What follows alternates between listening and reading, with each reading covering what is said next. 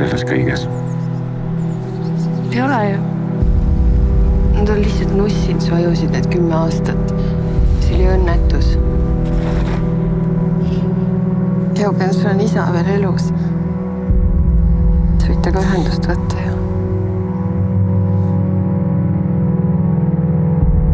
Mis isa oleks teinud, kui sa oleks saanud mingi 17-aastaselt või 16-aastaselt isaks?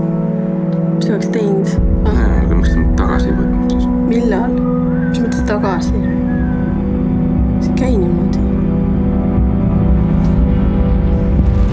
Jou vaata, täna ma ronin siin vaglana.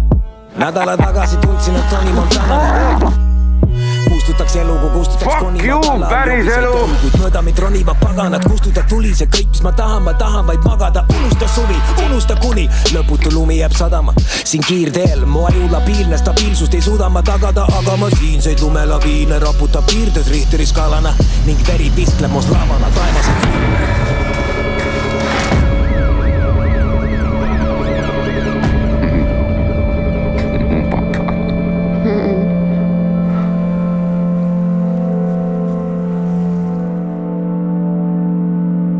Mis on kõige ilusam asi, mis sulle kunagi öeldud?